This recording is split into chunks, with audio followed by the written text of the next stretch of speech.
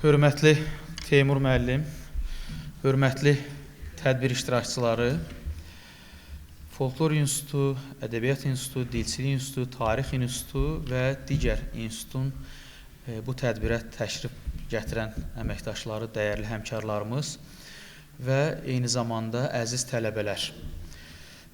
Mən ilk növbədə sizi Folklor İnstitutu kollektivi adından, öz adından salamlayıram və Teymur müəllimin də qeyd elədiyi kimi belə bir mühüm tədbirin keçirilməsi ilə bağlı hər birinizi təbrik edirəm. Bilirsiniz ki, 2025-ci ildə Laçın şəhərinin MDB-nin mədəniyyət paytaxtının seçilməsi ilə bağlı qərar qəbul olunmuşdu və bu kontekstdə bir sıra tədbirlər həyata keçirilmiş, həm Azərbaycan Respublikası Mədəniyyət Nazirliyi, həm də Azərbaycan Milli Elmlər Akademiyası tərəfindən bir sıra tədbirlər həyata keçirilmiş, nəşrlər təqdim olunmuşdur və bugün burada bizim keçirdiyimiz tədbirdə həmin o qərar çərçivəsində, həmin qərarın icrası kontekstində həyata keçirilən tədbirlərdən biridir.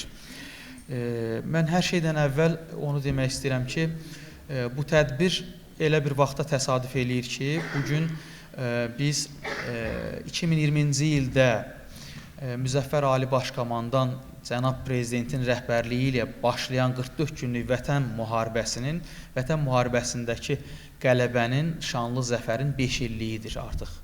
Və bu zəfərlə bağlı da xeyli bizim silsilə tədbirlərimiz keçirildi, bununla bağlı məqalələr yazıldı alimlər tərəfindən və bugün Laçınla bağlı keçirilən bu tədbir də elə bilirəm ki, həmin o silsilənin davamıdır. Mədəniyyət paytaxtı olması ilə bərabər eyni zamanda həm də Qarabağda şanlı zəfərin əldə olunmasının 5 illiyi çərçivəsində həyata keçirilən tədbirlərdən biridir. Şübhəsiz ki, şanlı zəfər olmasaydı, torpaqlar işğaldan azad olunmasaydı, bugünkü tədbir keçirilə bilməzdi və 2025-ci ildə Laçın şəhərinin də MDB-nin mədəniyyət paytaxtı kimi seçilməsi də həm strateji baxımdan, həm də mədəniyyət siyasəti baxımından olduqca mühüm mesajdır, mühüm ismarızdır. O mənada ki, 30 ilə yaxın müddətdə düşmən tapdağında olan bu torpaqda daş üstündə qalmayıb. Bilirsiniz ki, bütün bizim istər mədəni abidələrimiz, istər buradakı sakral məkanlarımız, ocaqlarımız, pirlərimiz demək olar ki, böyük əksəriyyəti dağıdılıb və bu baxımdan da məhz MDB-nin mədəniyyət paytaxtı seçilməsi bu ölkələrə həmin mesajların Azərbaycanın ayrılmaz tərkib hissəsi kimi Laçının bir mədəniyyət paytaxtı kimi yenidən dirçələn, yenidən qurulan, yenidən canlanan Laçının təqdimatı baxımından da olduqca vacib strateji əhəmiyyət daşıyır.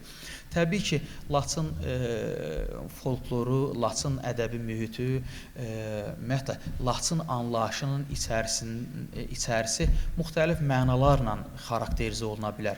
Bizim üçün bu Qarabağ və Şərqi Zəngəzur və yaxud Qarabağ və Zəngəzur folklor mühitinin, folklor arealının tərkib hissəsidir və Qarabağ bu böyük qayıdış kontekstində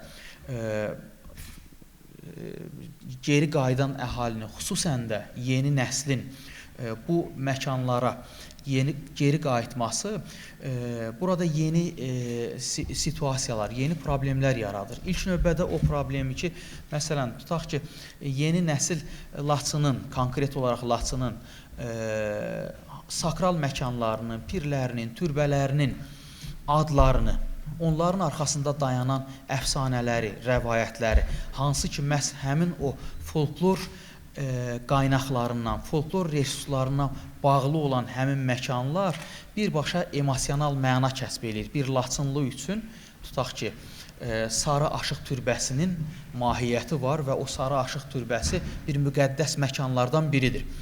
Bu mənada geri qayıdan reinteqrasiya olunan əhalinin yenidən mədəni baxımdan da reinteqrasiyasına, yəni bu infrastruktur qurulur, fiziki infrastruktur, orada çox böyük quruculuq işləri həyata keçirilir dövlətimiz tərəfindən. Amma bu proseslərin mədəni reinteqrasiya ilə paralel aparılması və həmin bölgələrin yenidən öz sakinlərinin də tanıdığı və həmin məkana sahibliyini ifadə edən mənaların, xüsusən də folklor resurslarında olan bu mənaların yenidən reaktuallaşdırılmasına ehtiyac var.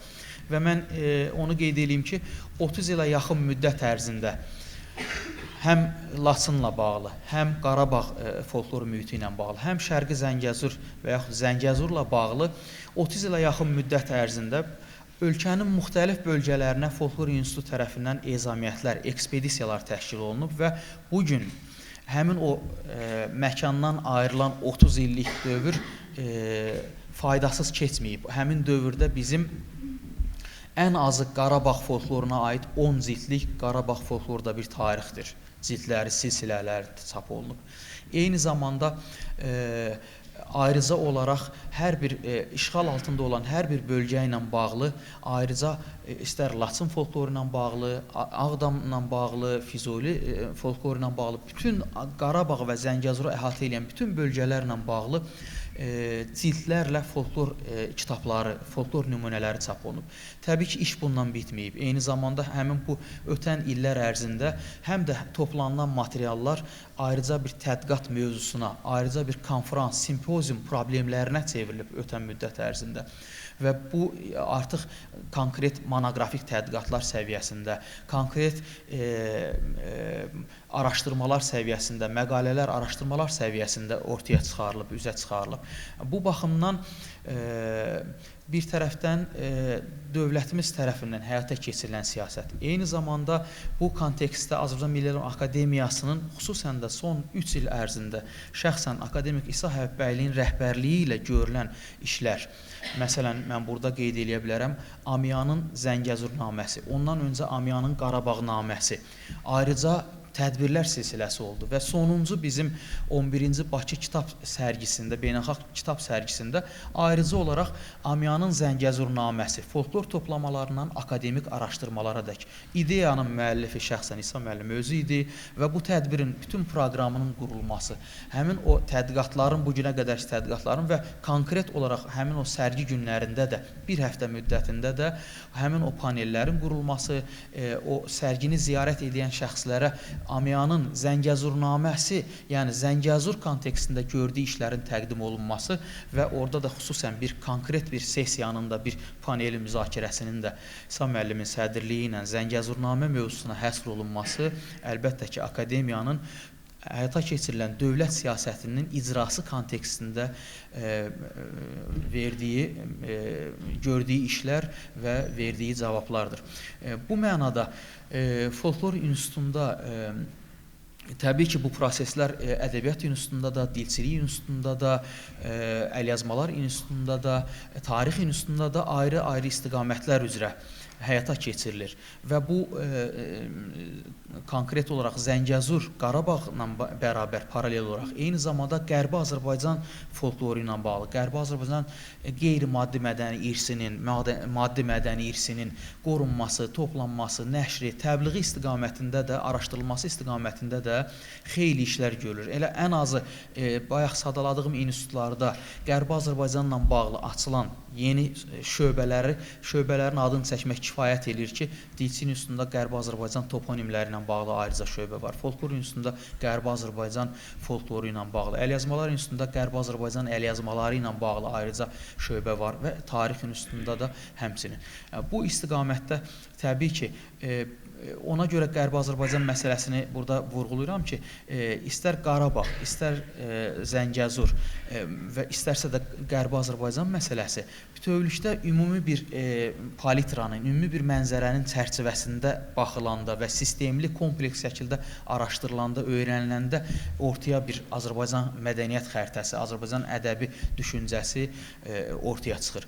Bu mənada bunları bir-birindən ayırmaq və yaxud bir əlahiddə şəkildə öyrənmək konkret daha dərin tədqiqat üçün əhəmiyyətli ola bilər, amma sistemli və həyata keçirilən dövlət siyasətindən icrası baxımından elə bilirəm ki, Qərbi Azərbaycan, Qarabağ və Zəngəzur tədqiqatları bir-biri ilə korrelyasiya olunmaqla, koordinasiya olunmaqla həyata keçirilməlidir və şükürlər olsun ki, bu istiqamətdə də mühüm işlər həyata keçirilir. Biz bu tədbirə hazırlaşarkən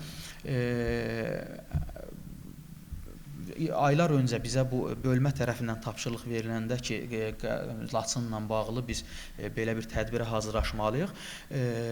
Bizim nəşr planında olan bir kitabın bir qədər də surətləndirdik çap məsələsini. Bugün burada sizə təqdim olunan Salman Mümtazın Aşıq Abdullah kitabı 1927-ci ildə çap olunmuş kitabın yenidən transkripsiya olunması və Azərbaycan folklorunun ilkin nəşrləri seriyasında yenidən çap olunmasıdır ki, burada Aşıq Abdullah söhbət Sarı Aşıqdan gedir ki, bu da hesab edirəm ki, həm Zəngəzur tədqiqatları baxımından, həm də Laçın şəhərinin mədəniyyət paytaxtı elan olunması kontekstində bizim institutun töhfələrindən biridir.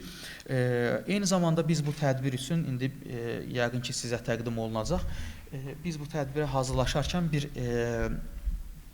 təxminən bir qısa metrajlı, bir 10 dəqiqə həcmində olan bir film də hazırladıq və filmi də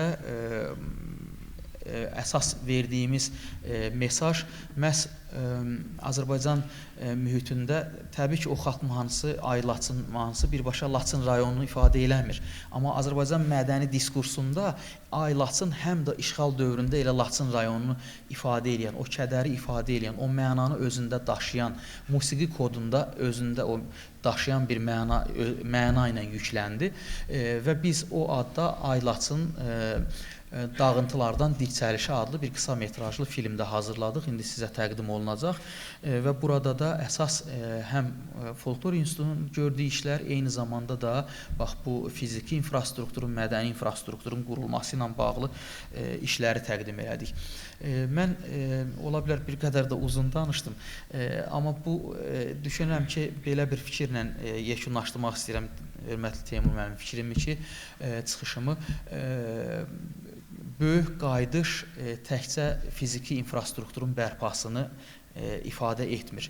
Böyük qayıdış həm də mədəni inteqrasiyanı, mədəni reinteqrasiyanı özündə ehtiva eləyir ki, bizim qarşımızda duran mühüm hədəflərdən biri məhz folklor resurslarından istifadə etməklə bölgəyə qayıdan əhalinin, xüsusən də gənc nəslin, bölgəni yaxından tanımayan nəslin düşüncəsində, dəyərlər sistemində, emosional yaddaşında o dəyərləri reaktuallaşdırmaq, yenidən canlandırmaq və o sosial qrupla, toplumla, etnosla, məkan arasında əlaqələri, bağları daha da möhkəmləndirməkdən ibarət olmalıdır və düşünürəm ki, gələcəkdə bizim tədqiqatlarımız bu istiqamətdə gedəcək. Diqqətinizə görə təşəkkür edirəm.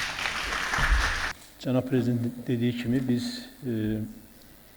Zəngəzura tanklarla deyil, arabalarla, yəni avtomobillərlə daxil olacağıq və əlbəttə ki, bizim qədim türk torpaqları bizim yolumuzu gözləyir. Torpağın da ruhu var, torpaq üzərində bitən bitkilərin də ruhu var, orada vəhşi heyvanların da ruhu var və onlar min illər boyu öyrəşiblər ki, bu torpaqlarda türklər yaşayır. Və Laçın sözünün də mənasını siz dediniz ki, o Laçın şəhərinə aid deyil. Laçın qədim türk tayfasının adıdır və təsadüfi deyil ki, Dahi Nizami Gəncəvinin xəmsəsinə ilk cavab yazan Hindistanda yaşayan türk şairi Əmir Xosrov Dəhləvi məhz Laçın tayfasından çıxmışdı. Türklərin Laçın tayfasından çıxmışdı və Laçın sözü ona görə tayfa adı olduğuna görə güclü bir tayfa adı, mədəni bir tayfa adı olduğuna görə belə geniş yayılıb. Bizim demək məruzələr blokunda 3 məruzəmiz var. Mən istərdim ki, reqlament təyin eləyək məruzələr üçün 10-15 dəqiqə. İlk məruzə üçün sözü Ameya Folklor İnstitutunun aparıcı elm işçisi, filologiya elmləri doktoru, dosent Şakir Albalıyevdir. Hörmətli Hikmət müəllim, əziz həmkarlar. Mənim mövzum Zəngəzur toponimlərində folklor izləri adlanır və vaxt itirmədən birbaşa elə məruzənin özünə keçirəm. Folkloru xalq yaradıcılığı hadisəsi kimi götürsək, onda hər bir xalqın dilini də həmin xalqın yaratdığı ən ilkin və heç nə ilə əvəz olunmayan nəhəng folklor hadisəsi kimi qəbul etmək olar. Bu nöqteyi nəzərdən Azərbaycan dilinin ayrılmaz və xüsusi bir layını təşkil edən toponimlər və eləcə də toponimlərin tərkib hissəsini təşkil edən mikrotoponimlərin hamısı xalq yaddaşının daşlaşmış izlərini özündə əks etdirir. Xalqımız müqəddəs vətən anlayışının coğrafiyasını təşkil edən torpaqla dərin mənəvi bağlara malikdir. Yerin coğrafi relyef quruluşunun əsasını təşkil eləyən torpağa, dağa, təpəyə, dərəyə, çaya, dənizə, gölə və s. xüsusi anamastik adlar qoymaqla sanki onlarla canlı olaraq ünsiyyətə girir, onlara mehr-məhəbbət bağlayır və beləcə ürəklərdə ana vətən sevgisi hala gəlir, insan torpaqla bütünləşib, bütövləşib, ayrılmaz bir can olur. Bu minvalla insanlar bir-birlərini öz aralarında adları ilə necə tanıyır? Dil tapırsa, yerə yurda verdikləri adlarla da torpağı, dağı, daşı mənəvi olaraq qəlblərində pasportlaşdırıb, bu sayaqda min bir sevgi istəklə vətənin hər qarışını sevir, əzizləyir və vətənin müqəddəs güşələri olaraq onları tanıyır, nəsillərdən nəsillərə ötürüb yaşadırlar. Məhz bu psixologiyanın əks sədası olaraq insanlar bir-birləri ilə tanışlıq yapmaq istəyərkən adını, soyadını öyrənməkdən əlavə onun haralı, hansı yerin, yurdun övladı olması ilə maraqlanırlar. Hətta bu məqamda bir atalar məsəlimizi də işlədirlər. Yerin, yurdun danan haramzadədir. Fikir verin, əslində insanın atasını, anasını, oradan da keçdi cədd-abasını, soy kökünü tanınması, danması onun nacinsliyinə, haramzadə olmasına işarət edən dəlildir.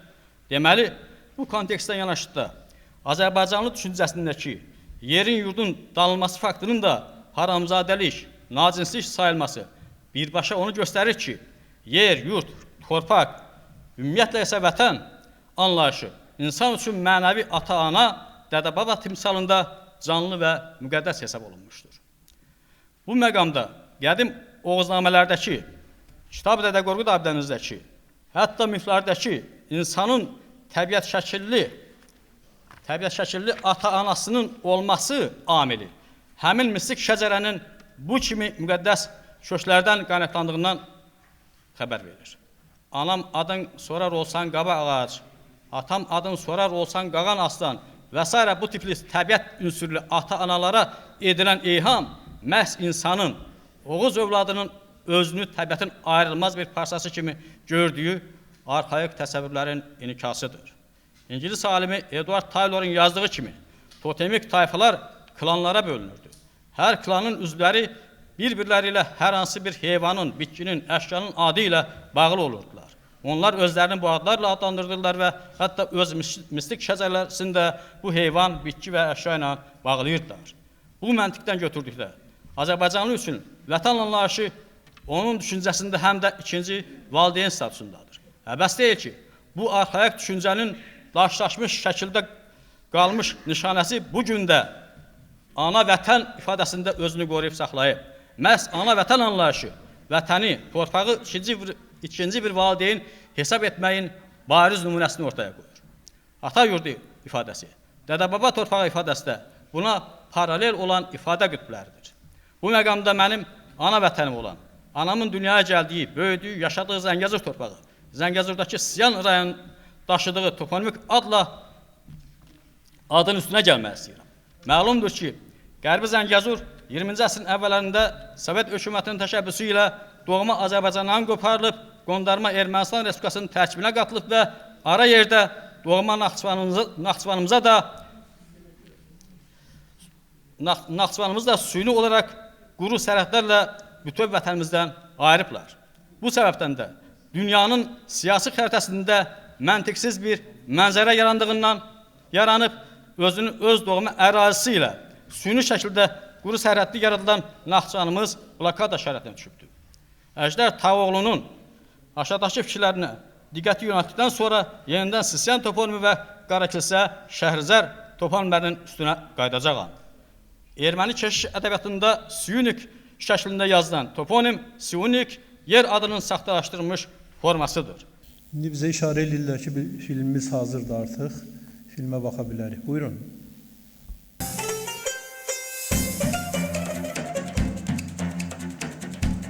Şərqi Zəngəzur bizim tarixi torpağımızdır. Qərbi Zəngəzur bizim tarixi torpağımızdır. Biz tarixi unuda bilmərik. Bizim dədə-baba torpağımızdır. Bütün Zəngəzur, Şərqi və Qərbi Zəngəzur. Ermənistanda deyirlər ki, İlham Əliyev ərazi iddiası ilə çıxış edir.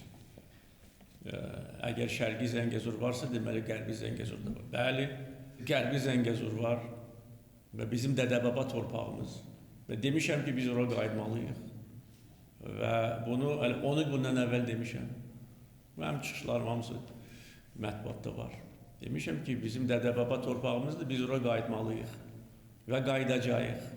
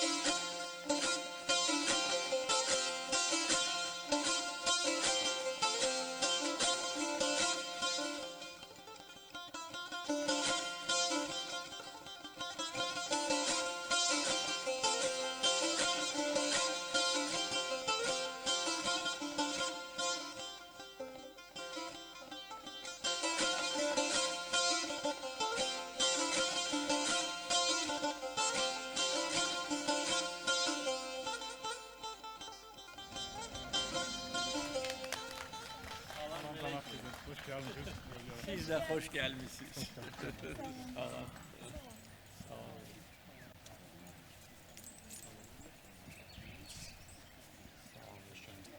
Siz de hoş gelmişsiniz. Halkımızın tarihi hem şereflidir, hem kederlidir. Ancak geçmiş köşkünler kadar eziyet çeken bizim tarihimizde insanlar olmadı.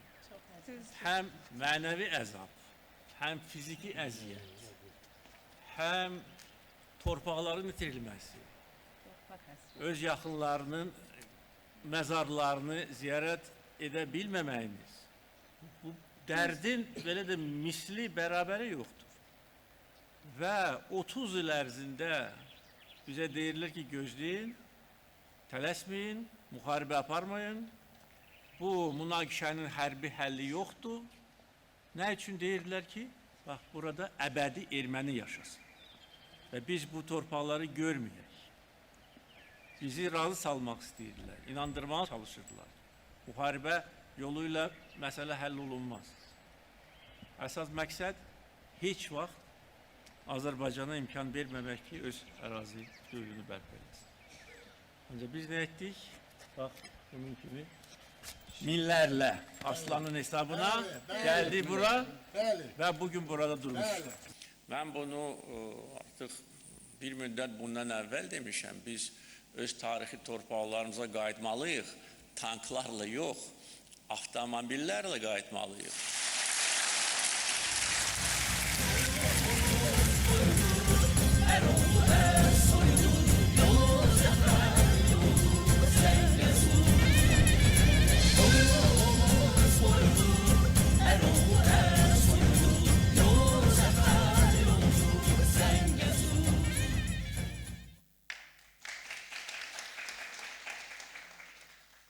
Mən bu məclis iştirakçılarını Saraşın öz salam duası ilə salamlayıram və belə bir tədbir həm Laçın adına, həm Saraşın adına tutduğuna görə elm ictimaiyyətinə, sədərətə təşəkkürümü bildirirəm. Saraşıq bayatılarında Azərbaycanın iki xəritəsi var. Bir var bizim torpaq, üzr istəyirəm, kağız üzərindəki xəritəmiz. Bir də var ruhumuzun xəritəsi. O bayatlarında ruhumuzun xəritəsini çəkir, Azərbaycan xəritəsi. Mən istəyirəm o bayatları deyəm. Dolandıq Balakanı, Şakini Balakanı, Aşığın şan-şan köldü, dərd evi Bəlakanı. Şəkidə Qabala var. Şəkidə Qabala var. Şəki var, Qabala var. Hicran xəstə aşıq, əlində qabala var. Mən aşığa müzgəncə, üzgün canım üzgəncə. Şahmarla baş-başa aşıq qoymuş üzgəncə. Mən aşıq az-az alım, tərtərdən az-az alım. Qorxuram tez qutara, dərdini az-az alım.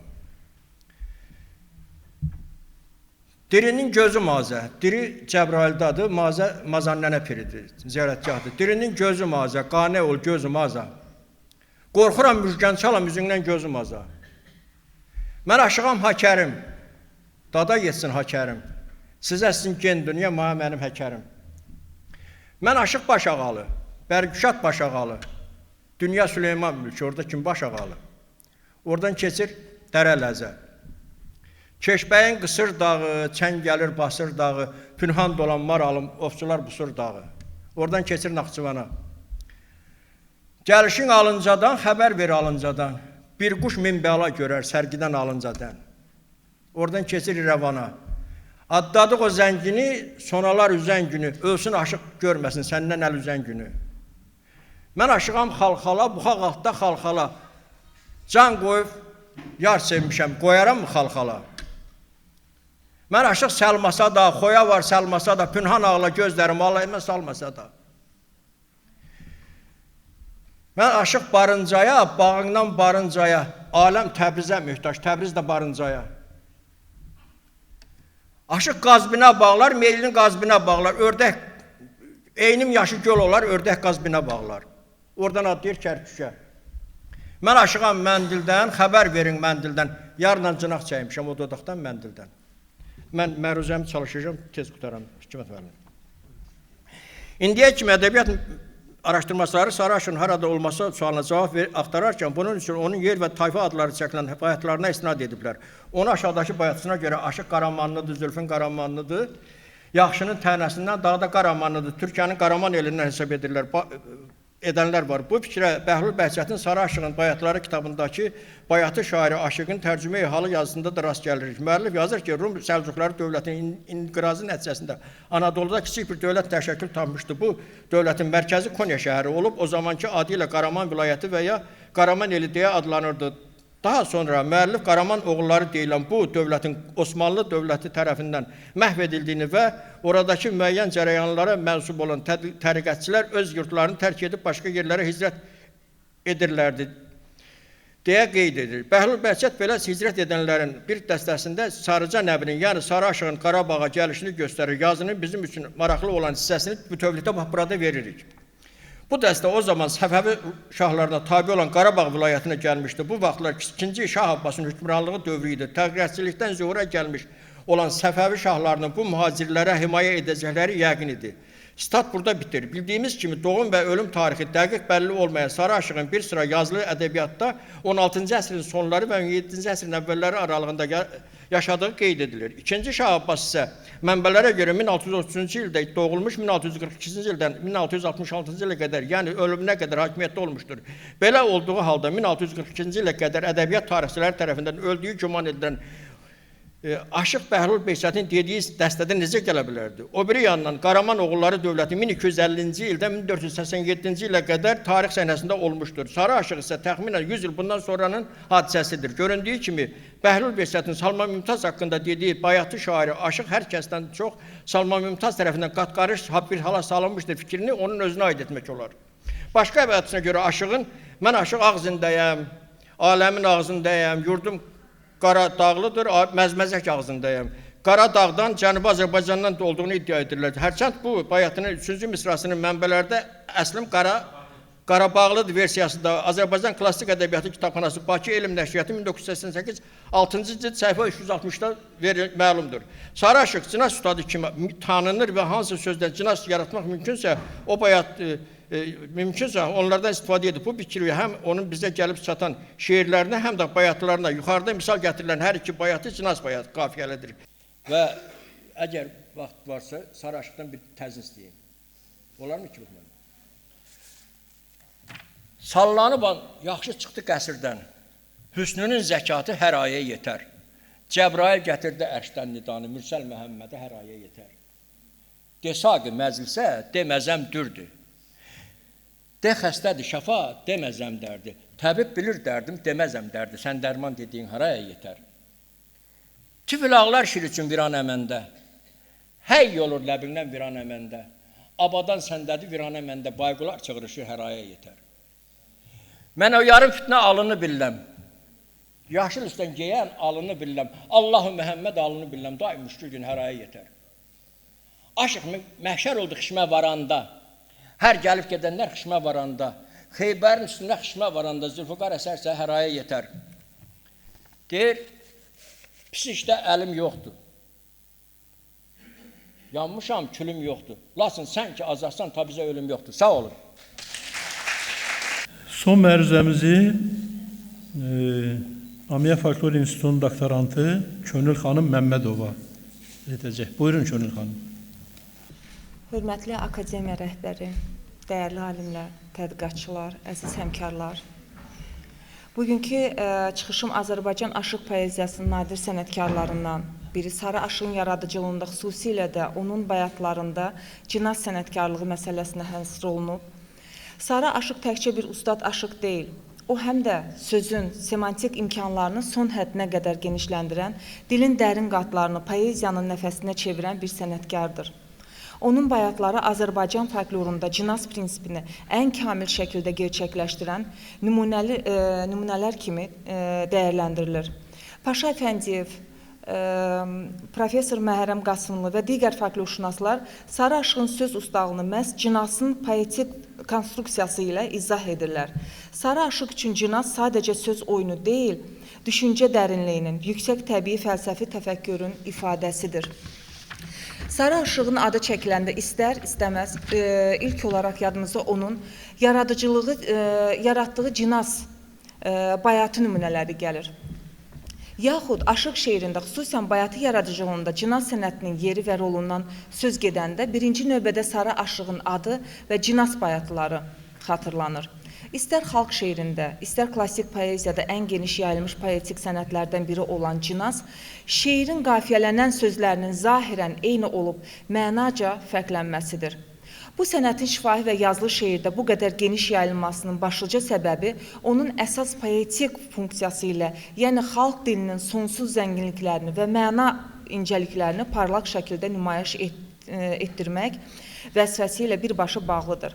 Məhz bu funksiyasına görə cinas xalq dilinin mahir bilicisi və xalq ruhunun tərənnümçüsü olan ustad aşıqların yaradıcılığında nəinki geniş yayılmışdır, hətta aşıq şeirində bir sıra poetik biçim yaranmasında da başlıca amil rol oynamışdır. Sarı Aşıq yaradıcılığında Cinas Bayatının misilsiz ustadı, Sarı Aşığın Cinas sənətində bu qədər böyük şöhrətinin qazanmasının əsas səbəbi isə Ustad Aşığın hər şeydən öncə Azərbaycan dilinin poetik ifadə imkanlarını nümayiş etdirmək istəyi və bu məqsədə nail olmaq yolundakı yüksək məharəti ilə bağlı idi.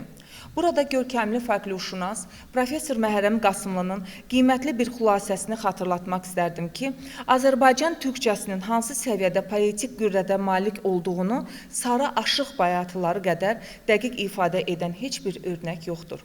Ustad Aşığın bədii dil zirvəsini fəth etməsindən həlledici rol oynayan Cinas bayatlarındakı sənətkarlığının dərəcəsini və özünə məxsus cəhətlərini işıqlandırmaq üçün onun yaratdığı Cinas nümunələri üzərində ətraflı dayanmaq lazımdır. Cinas bayatları Sarı Aşığın indiyə qədər görkəmli folklorçular, peşəkar və həvəskar toplayıcılar tərəfindən toplanılmış və nəşr olunmuş bütün nəşrlərində aparıcı yer tutur. Bu nəşrlərdən bəzilərinin bu və ya digər cəhətdən özünə məxsus üstünlük və yenilikləri var. Xüsusən Sarı Aşığın poetik irsini gələcək folklorşünasların, oxucuların diqqətinə çatdırmaqda Salman Mümtaz və Bəhlul Behçet kimi fədakar folklorçu və toplayıcıların hələ keçən əsrin 20-30-cu illərində gerçəkləşdirdikləri nəşrlərin böyük əksəriyyətini qədirbilənliklə vurğulamaq lazımdır. Xalq şeirinin ən qədim, ən yaygın janrlarından biri olan bayatı poetikasında Cinasın yeri və rolu məsələsinə gəlsək, Sarı Aşıq qədər Sarı Aşığın sonra da el bayatlarında Cinas qafiyələrinin gözəl nümunələri olmuşdur. Sadəcə olaraq Sarı Aşığın böyük xidməti və dahiyanə sənətkarlığı ondadır ki, o Cinas qafiyələri yaratmağı öz ilhamının sevimli məşqinə, Cinas bayatlılar çağırmağı isə öz yaradıcılığın ana xəttinə çevirməyə bacarmış və bununla da Azərbaycan aşıq ədəbiyyatında bayatı yaradıcılıq zirvəsinə yüksələ bilmişdir. Ustad Aşığın bayatı poetikasına gətirdiyi ən böyük yeniliklər məhz onun Cinas sənətindəki məharəti ilə bağlıdır. Unutmayaq ki, Cinas bayatı nümunələrindəki Cinasların bəyirdiyi estetik funksiyası yalnız çox mənalı qafiyələr yaratmaqla və ya dil zənginliyini nümayiş etdirməklə məhdudlaşmır. Onlar bayatların forma rəngarəngliyini və üslub özünə məxsusluğunu təmin etməklə bərabər eyni zamanda işləndikləri bayatların məzmun dərinliyini və mündəricə zənginliyini müəyyənləşdirməkdə də ciddi rola və əhəmiyyətə malikdir. Buna dərin inam hasil etmək üçün Sarı Aşıq bayatlarındakı Cinas qafiyələrin bir neçə cəhətdən elmi nəzəri təsnifini nəzərdən keçirmək kifayət edər. Söz quruluşu və şəkli cəhətdən Sarı Aşıq cinaslarını 3 qismə ayırmaq olar. Bunlar sadə cinaslar, mürəkkəb cinaslar və qanadlı cinaslardır ki, bu cinaslarda da sadə cinaslarda bir sözdən ibarət olub, müxtəlif şəkilçilər vasitəsilə dilimizdəki çoxmənalı sadə sözlərdən, məsələn, dağ, bağ, üz, yar, sarı və s. kimi məharətlə istifadə yolu ilə yaradılır. Məsələn, bunu örnək olaraq demək olar ki, nə dağım, nə yazım var, nə lələk, nə yazım var, könlü yetim aşığam, nə qışım, nə yazım var. Bu nümunədə var rədifindən əvvəl gələn Cinas qafiyələr sadə sözlərdən ibarət olub, misralar boyunca sıra ilə müstəqim mənaları ifadə edirlər, bayatı məzmununun təsirli çatdırılmasına xidmət göstərirlər.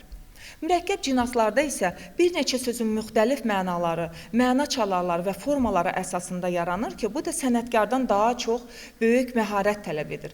Məsələn, bunu örnək olaraq da demək olar ki, aşığa oda dağlar, düşməsin oda dağlar, yaxşı yar sorağında eyləyər o dad ağlar.